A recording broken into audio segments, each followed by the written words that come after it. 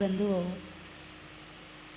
सम्यक दर्शन दो तरह का होता है। जैसा अभी छठाला में बताया, यही विधि जो श्रद्धा तत्वन की सो समेकित व्यवहारी, व्यवहार सम्यक दर्शन। और दूसरा है निश्चय सम्यक दर्शन, है ना। व्यवहार, व्यवहार शब्द सुना आपने हैं? जब किसी के यहाँ शादी में जाते हैं तो क्या कहते हो? उनके यहाँ व्यवहार दे के आना है। क्या दे के आना है? व्यवहार। क्या देकर आना है? व्यवहार का मतलब रिचार्ज। व्यवहार दिया आपने मतलब रिश्ते को रिचार्ज किया है। जैसे मोबाइल है, और मोबाइल जब उसका रिचार्ज ख़त्म हो जाता है तो क्या करते हो? वापस उसको रिचार्ज पैसे डलवा देते हो। अब आपने किसी से रिश्ता बनाया है और उसको बनाए रखना है, उसको कंटिन्यू रखना है, तो क्या करना पड़ता है? अरे बोलिए ना, रिचार्ज करना पड़ता है। आपने यदि उसको 1100 दे दिए, 500 दे दिए, 100 भी दे दिए तो रिश्ता रिचार्ज हो गया। अब ये रिश्ता आगे बढ़ जाएगा और आपने रिचार्ज नहीं किया, इसका मतलब रिश्ता ख़त्म हो गया, है ना। तो क्या देकर आते इसको? हमारे शब्द यहाँ रिचार्ज नहीं बोलते, रिश्ता बोलते हैं, व्यवहार बोलते हैं।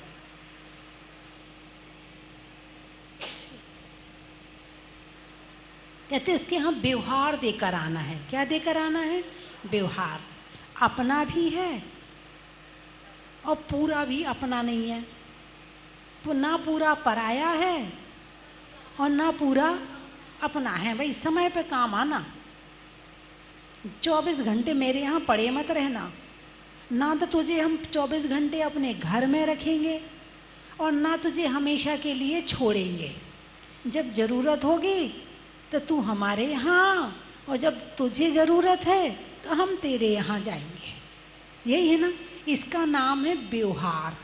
ना पूरा अपना और ना पूरा पराया, जो बीच की स्थिति है उसका नाम है व्यवहार। तो क्या व्यवहार के बिना जीवन चल सकता है? नहीं चल सकता है। व्यवहार के बिना संसार चल सकता है? नहीं चल सकता है। व्यवहार जीवन में अत्यंत अत्यंत जरूरी है ना। क्या निश्चय के बिना जीवन चल सकता? निश्चय यानी तुम्हारा परिवार, निश्चय यानी तुम्हारा परिवार, और व्यवहार यानी रिश्तेदार। व्यवहार यानी रिश्तेदार और निश्चय यानी तुम्हारा परिवार। निश्चय यानी तुम्हारा परिवार 24 घंटे तुम्हारे साथ रहता है।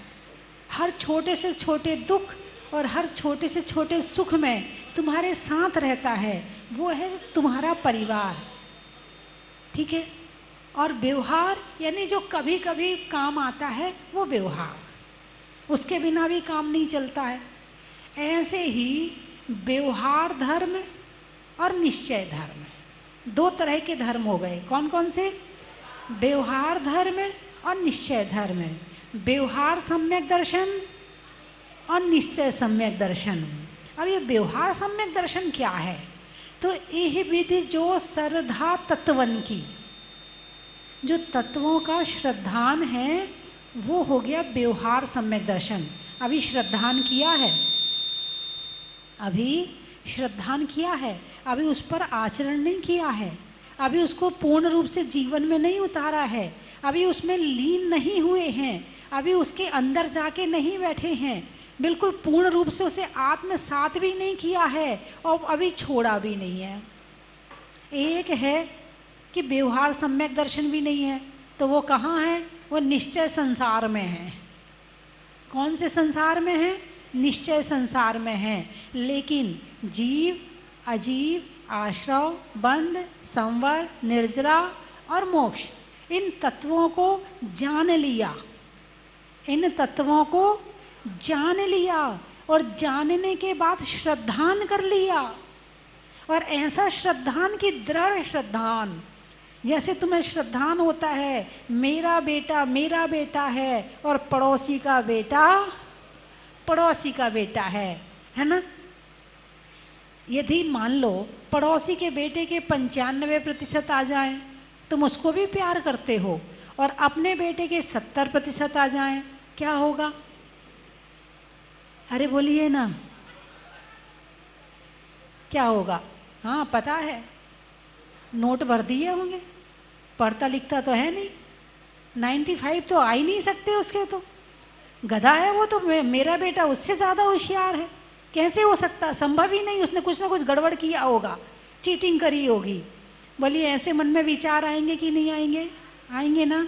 और अपने बेटे के लिए दुख होगा, इतने कम कैसे आए, उसे मारोगे पीटोगे, ढंग से नहीं पढ़ता है, वो देख पड़ोसी का बेटा, उदाहरण दिया जाता है ना। निश्चय अपने मन में श्रद्धान है मेरा बेटा है, ये पड़ोसी का बेटा नहीं है। पड़ोसी के बेटे करोड़ रुपया कमा लें कोई खुशी नहीं है, लेकिन अपना बेटा 10 लाख भी कमा ले बहुत खुशी है। मन में श्रद्धान है। जब इस दुनिया से जाएंगे तो ना पड़ोसी का बेटा साथ जाएगा ना अपना बेटा साथ जाएगा, लेकिन मोह कहता है ये मेरा बेटा है। क्या है? श्रद्धान, मन में विश्वास है मेरा बेटा है ना। ऐसे ही ऐसा श्रद्धान होना कि मैं आत्मा हूँ, मैं पुद्गल नहीं हूँ, मैं अजीब नहीं हूँ, मैं धर्म अधर्म आदि द्रव्य नहीं हूँ, मैं तो निश्चय से मैं आत्मा हूँ, ऐसा दृढ़ श्रद्धान होना। जितनी ये बाहरी क्रिया है ये सब पुद्गल की है, ये सब अजीब की है, मैं इसमें कहाँ भटक रहा हूँ, मैं तो आत्मा हूँ। आत्मा के गुणों पर श्रद्धान, अपनी आत्मा पर श्रद्धान, आश्रा बंद संबंध निर्जरा पर श्रद्धान, ये सब संसार के कारण हैं। ऐसा श्रद्धान, हे उपादेय का ज्ञान और उस पर दृढ़ श्रद्धान, इसका नाम है व्यवहार सम्यक दर्शन। क्या नाम है इसका? व्यवहार सम्यक दर्शन। अभी संसार छोड़ा नहीं है, अभी घर छोड़ा नहीं है, अभी परिवार छोड़ा नहीं है, अभी धन दौलत छोड़ी नहीं है, अभी दीक्षा भी नहीं ली है, लेकिन श्रद्धान हो गया है। यदि दुनिया में सत्य कोई है तो वो आत्मा का धर्म है।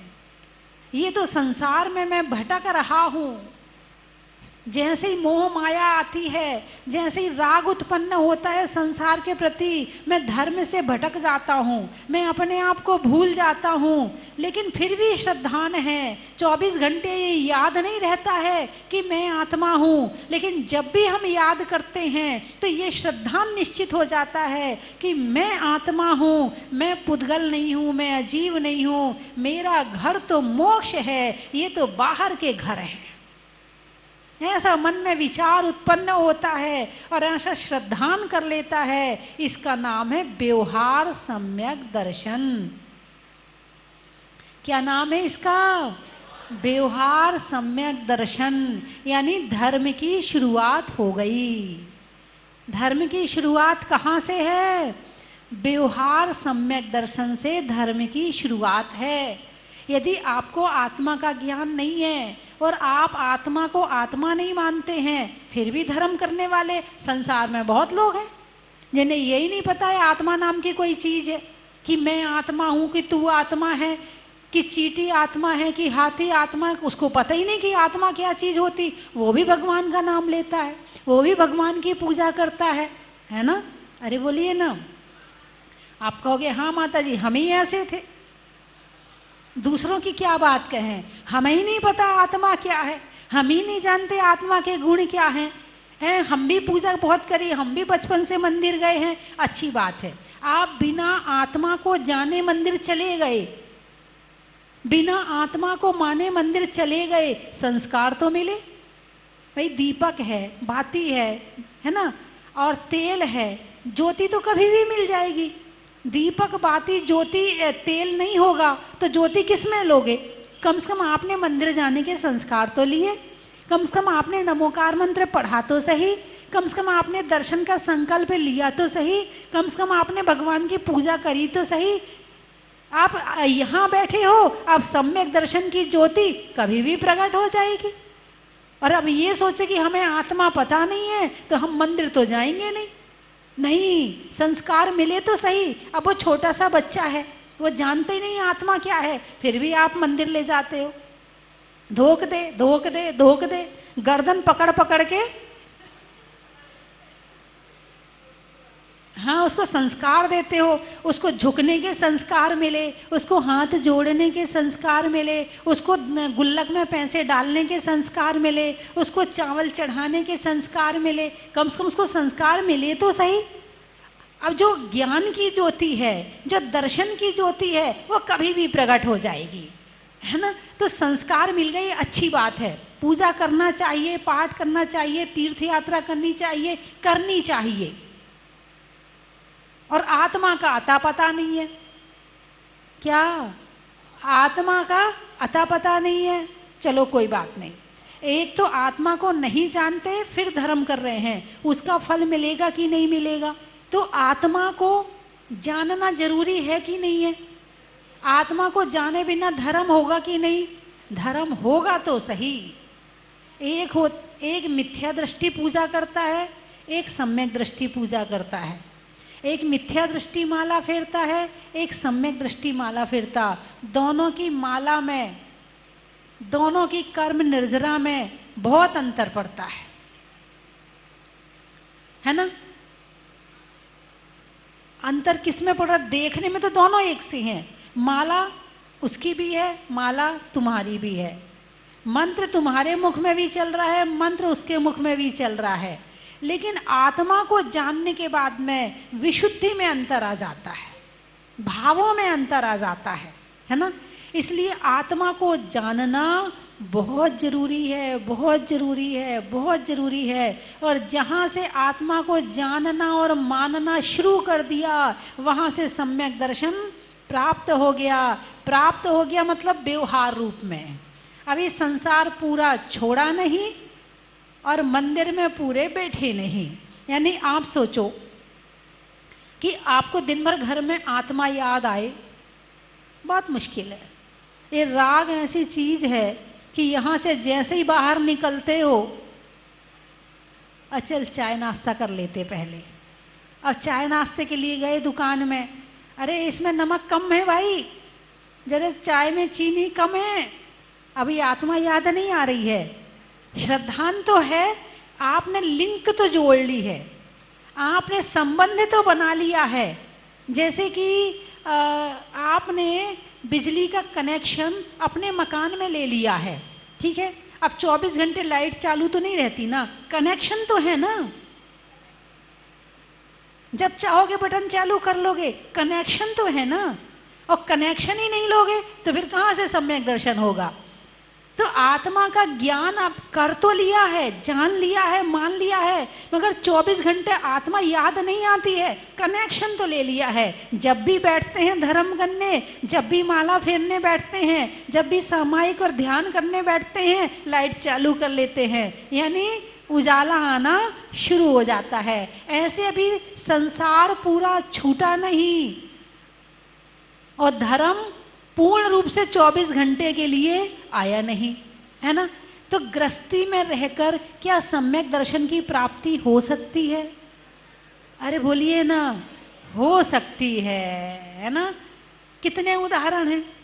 कोई उदाहरण दे सकता है कि घर में रहकर सम्यक दर्शन प्राप्त किया था और सम्यक दर्शन के द्वारा उन्होंने बहुत कुछ नाम भी मिला, कल्याण भी हुआ, सुख भी मिला? ऐसा कोई उदाहरण आप दे सकते हैं? सती सीता, सती मैना, सती राजुल, सती अंजना, श्रीपाल, श्रेणिक, हैं, घर में रह के तो किया था सम्यक दर्शन। सेठ सुदर्शन, भरत चक्रवर्ती, हैं, ऐसे अनेक उदाहरण मिल जाएंगे जिन्होंने जो है घर में रहकर सम्यक दर्शन की प्राप्ति करी थी। क्या फल हुआ? आपने तार जोड़ लिया है ना, अब ये तार, जुड़ा हुआ तार आपको कभी भी मोक्ष पहुंचाने में सहायता कर देगा, कभी भी आपकी जो पूर्ण रूप से जो केवल ज्ञान है उसकी प्राप्ति में आपकी सहायता करेगा। शुरुआत तो कहीं ना कहीं से करनी पड़ेगी। आप सोचो सम्यक दर्शन तो तभी प्राप्त होगा जब मुनि बन जाएंगे, जब आर्यिका बन जाएंगे। नहीं, सम्यक दर्शन तो त्रियंच गति में भी प्राप्त हो जाता है। बोलिए हाँ या ना, किसी एकाध त्रियंच का नाम।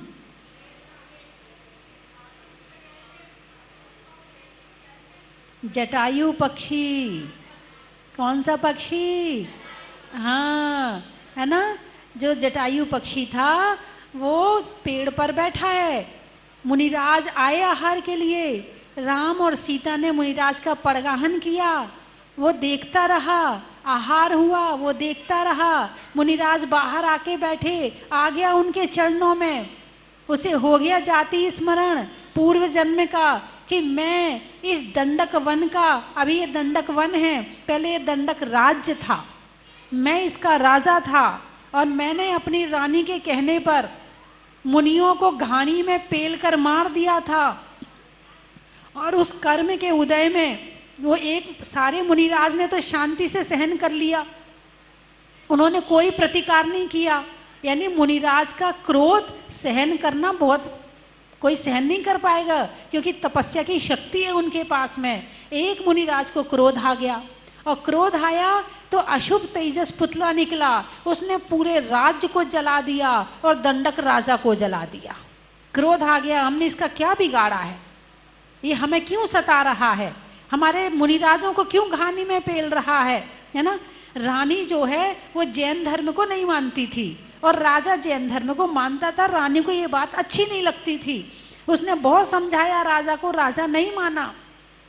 जब राजा नहीं माना तो रानी ने फिर एक नट था जो वेश बदलता था, उससे कहा भाई तू मुनि बन के आ, हम तुझे पड़गाहन करेंगे और तुम मुझे छेड़ना। तो हम कहेंगे देखो राजा से, देखो ये तुम्हारे मुनि हैं, देखो कैसा गलत काम कर रहे हैं। वो नट मुनि बन के आया और पड़गाहन किया, आहार के लिए ले गए, उसने रानी को छेड़ा, राजा को बड़ा गुस्सा आया। तो उसने सोचा शायद सारे मुनि ऐसे ही होते हैं, इसलिए उसने सारे मुनियों को घानी में पेल दिया। एक मुनिराज को गुस्सा आया, अशुभ तेजस पुतला निकला, सारे राज्य को जला दिया और राजा को जला दिया। मरकर के राजा नरक गया, गतियों में भटकता भटकता घूमता घूमता जटायु पक्षी बना। अब श्रद्धान जागृत हो गया, अब पश्चाताप हो रहा है, अब वो प्रतिक्रमण कर रहा है, अब वो प्रायश्चित कर रहा है। अब आया मुनिराज के चरणों में, मुनिराज ने अवधि ज्ञान से जान लिया कि ये अब निकट भव्य है और जो इसको पश्चाताप हो रहा है अपने किए का। अब उन्होंने उसे आशीर्वाद दिया और अणुव्रत ग्रहण करवाए। क्या करवाए? अणुव्रत। कौन कौन से?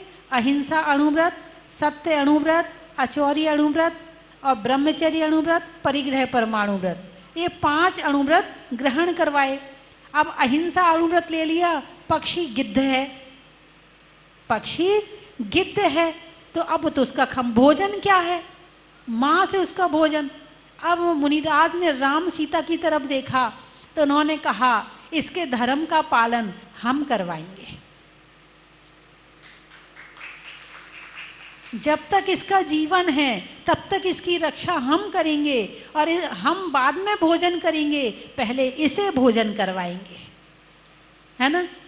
और इस तरह से उस जटायु पक्षी ने अणुव्रत ग्रहण किए, सम्यक दर्शन प्राप्त किया और राम सीता के साथ में रहने लगा, उनकी रक्षा करने लगा। जब सीता हरण हुआ था तो सीता हरण के विरोध में रावण से सबसे पहला युद्ध किसने किया था? जटायु पक्षी ने किया था। हैं, तुम किसी की रक्षा करो वो तुम्हारी रक्षा करेगा, तुम उसके धर्म की रक्षा करोगे वो तुम्हारे धर्म की रक्षा करेगा। तो जटायु पक्षी ने आखिरी सांस तक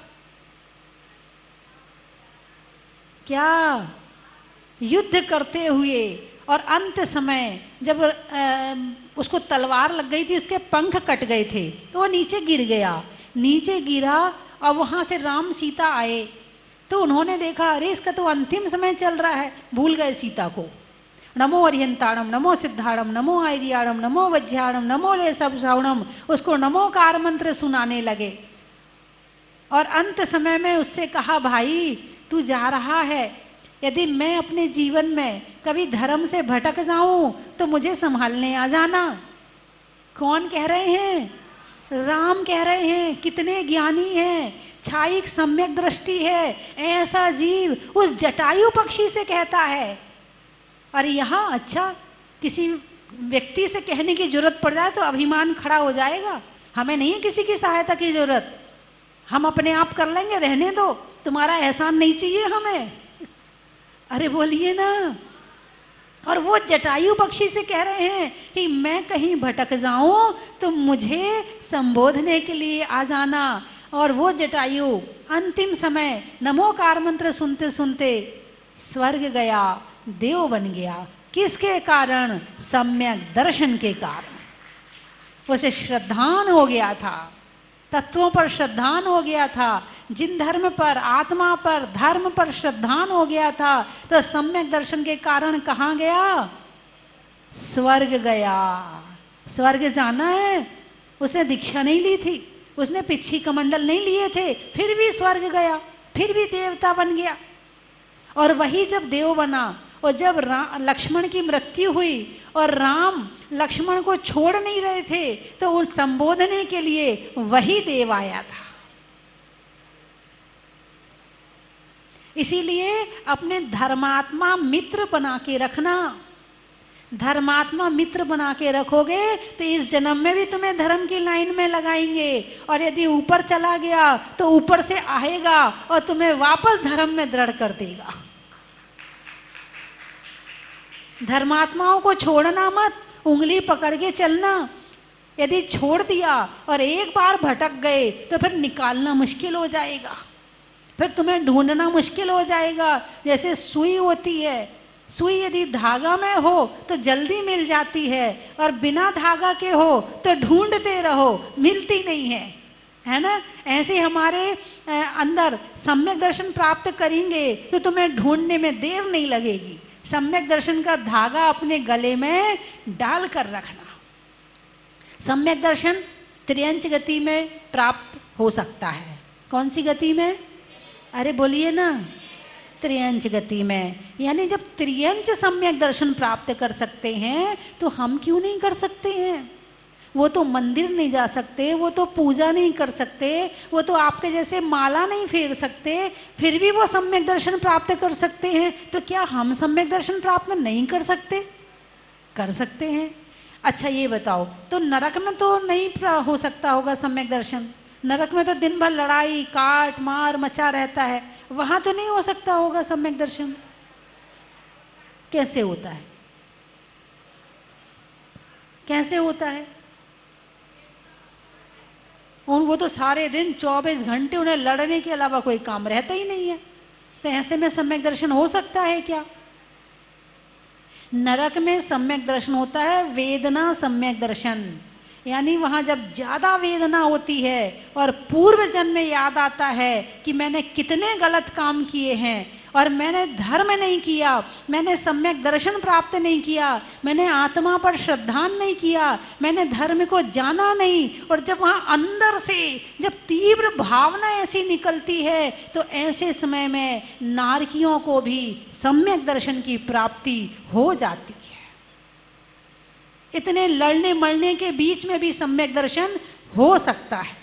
देवता सम्यक दर्शन प्राप्त कर सकते हैं जब भगवान का जन्माभिषेक होता है।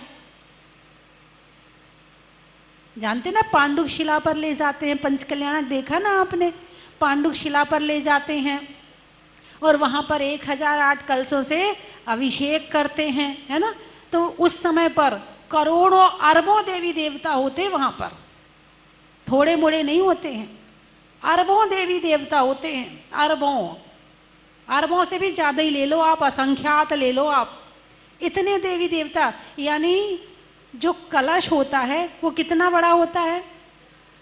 वसु योजन गहराई वाले, 8 योजन गहरा, योजन 4 कोश का, ऐसे कुछ है, मैं गणित जल्दी निकल जाती दिमाग से। 2000 धनुष का है और 4 योजन चौड़ा और 1 योजन मुंह वाला, यानी एक समुद्र समझ लो हमारे यहाँ का, है ना, एक समुद्र समझ लो, इतना बड़ा एक कलश होता है, ठीक है। और 1008 कलशों से अभिषेक होता है, तो इतना जल जाता कहाँ है? इतने देवी देवता होते हैं कि अपने हाथ में झेल लेते हैं, एक बूंद जल जमीन में नहीं जाता। इतने देवी देवता, मैं देवी देवता की संख्या बताना चाहती हूँ आपको। इतने देवी देवता भगवान के जन्माभिषेक में होते हैं, और जब भगवान का अभिषेक देखते हैं उन्हें ऐसा श्रद्धान होता है धर्म पर, ऐसा श्रद्धान होता है, ऐसा श्रद्धान होता है कि उस जन्माभिषेक को देख करके उन्हें सम्यक दर्शन की प्राप्ति हो जाती है। वही देवी देवता जब भगवान के समोशरण में आते हैं और उनके समोशरण में जाकर चरणों में बैठते हैं, सम्यक दर्शन की प्राप्ति हो जाती है। यानी देवताओं को भी सम्यक दर्शन होता है, यानी चारों गतियों में सम्यक दर्शन हो सकता है ना। मनुष्य गति में, त्र्यंच गति में, देव गति में और नरक गति में। लेकिन शर्त है, संगी पंचेंद्री होना जरूरी है। संगी हो और पंचेंद्री हो। संगी का मतलब होता है 5 इंद्रियां तो ये हैं ही, और संगी यानी मन सहित हो। जब मन सहित होगा ना तभी सम्यक दर्शन होगा। बिना मन वाले को सम्यक दर्शन नहीं होता। यानी चींटी, मक्खी, मच्छर, है ना, इनको सम्यक दर्शन नहीं हो सकता। क्यों? क्योंकि उनके पास में ना तो 5 इंद्रियां हैं और ना उनके पास में मन है। यानी आप देखो आप कितने पुण्यवान हैं। अनंत जीवों में आपका नंबर आया है। किसमें? अनंत जीवों में। और मनुष्यों में भी ले लो आप। अब मान लो अमेरिका में पैदा हो गए होते, अंग्रेज बन गए होते, तो काहे का सम्यक दर्शन? वहाँ तो अपने वो कान पकड़ो, नाक पकड़ो और अपना हो गया धर्म उनका।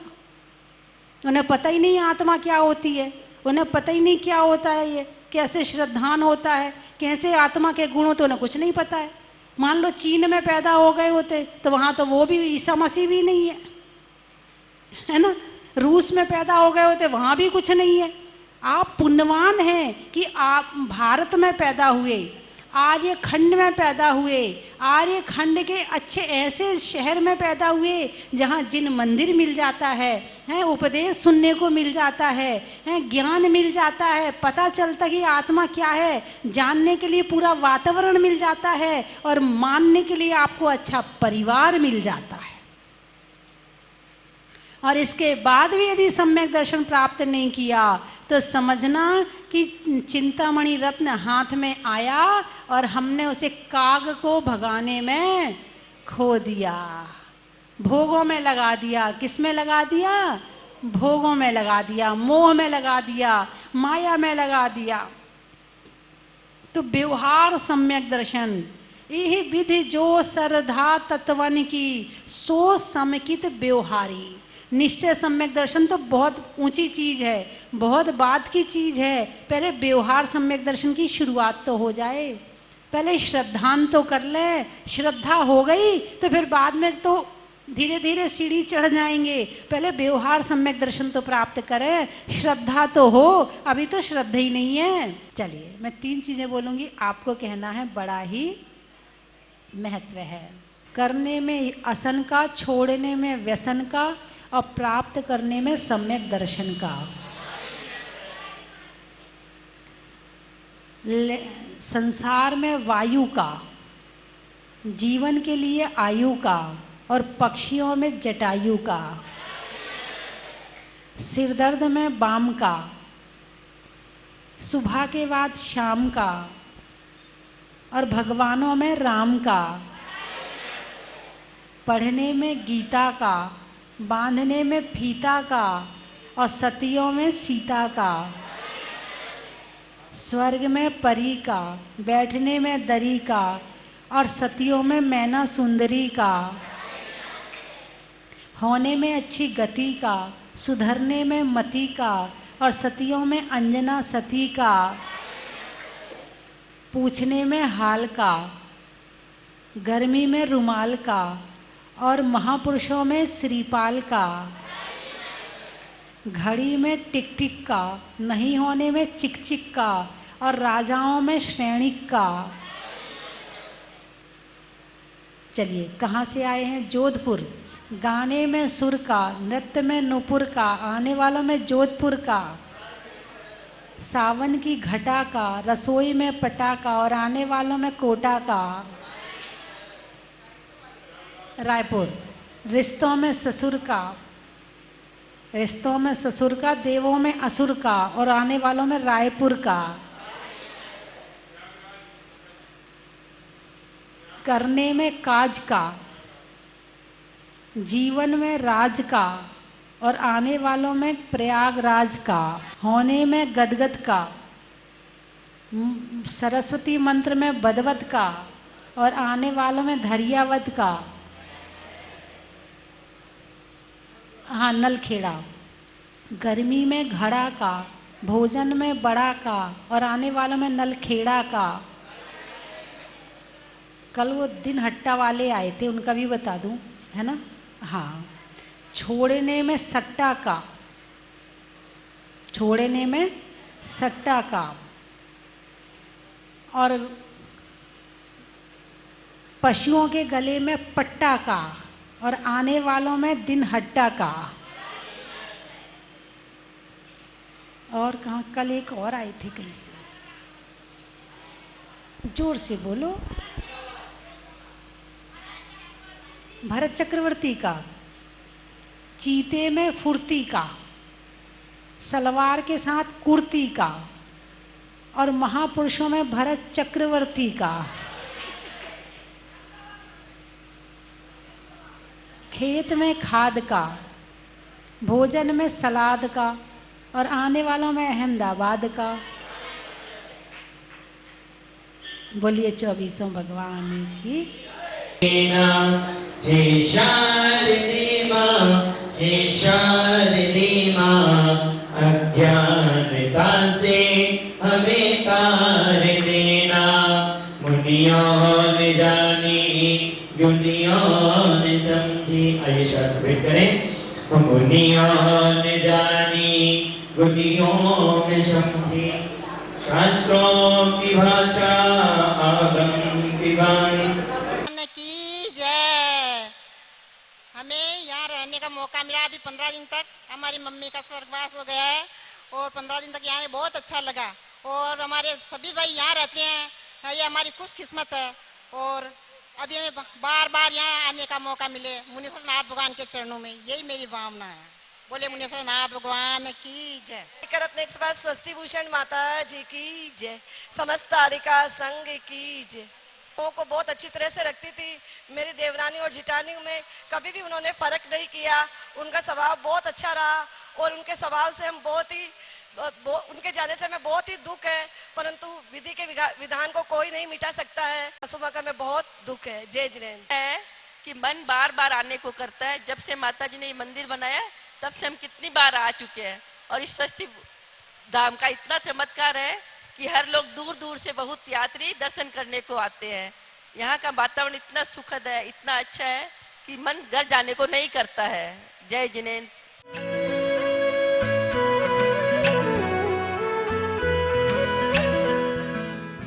जय जिनेन्द्र बंधुओं। जैन धर्म के महान पर्व पर्वाधिराज पर्युषण महापर्व आने वाले हैं।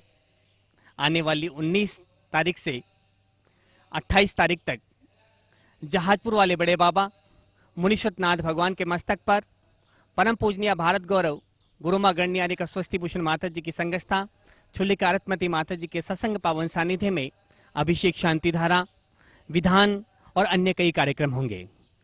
आप यहाँ आए और बड़े बाबा के चरणों में बैठ करके भक्ति करें। अगर आप यहाँ नहीं आ सकते हैं तो आप अपने परिवार की ओर से अपने नाम से प्रतिदिन यहाँ पर शांति धारा करवा सकते हैं। एक विशेष सौभाग्य आपको मिलने जा रहा है। पर्वाधिराज 10 लक्षण महापर्व की 10 ही दिन की शांति धारा का पुण्यार्जन आप अपनी ओर से, अपने परिवार की ओर से कर सकते हैं, जिसकी न्यौछावर राशि मात्र 5100 रुपये है। आप अपनी सूचना स्वस्ति धाम पर दे सकते हैं। बंधुओं, जहाजपुर वाले बड़े बाबा की शांति धारा देख करके लाखों भक्त लाभान्वित हुए हैं। तो एक महान सौभाग्य आपको मिलने जा रहा है, इसका लाभ उठाएं और 10 दिन शांति धारा पर्वाधिराज पर्युषण महापर्व में आप करवाएं, इसका लाभ उठाएं। धन्यवाद। चन की थाल को सजाओ रे आज, रत्नों की थाल को भर लाओ रे आज। आओ आओ करे रे गुणगान आरती भगवन की। आओ आओ करे गुणगान आरती भगवन की। आओ आओ करे रे गुणगान आरती भगवन की।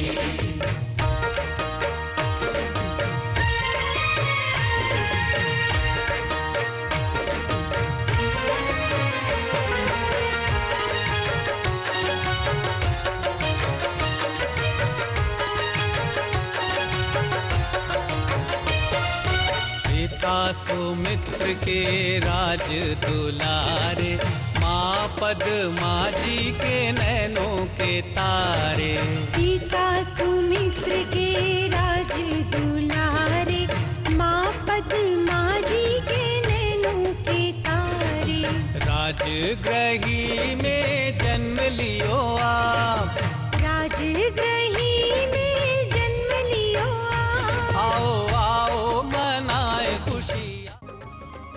हर वर्ष की तरह इस वर्ष भी परम विदुषी लेखिका गणिनी आर्यिका 105 श्री स्वस्ति भूषण माता जी की प्रेरणा से सिद्ध क्षेत्र सोनागिरी जी में भगवान श्री चंद्रप्रभ जी की छाया में पर्युषण महापर्व पर संस्कार साधना शिविर लगाया जाएगा। आवास एवं भोजन की व्यवस्था निःशुल्क है। भाग लेने इच्छुक अपना नाम शीघ्र लिखवाएं। संपर्क सूत्र 9425109179, 9425120146, 9993363242। हिंदी 9425109179, 9425120146, 9993363242।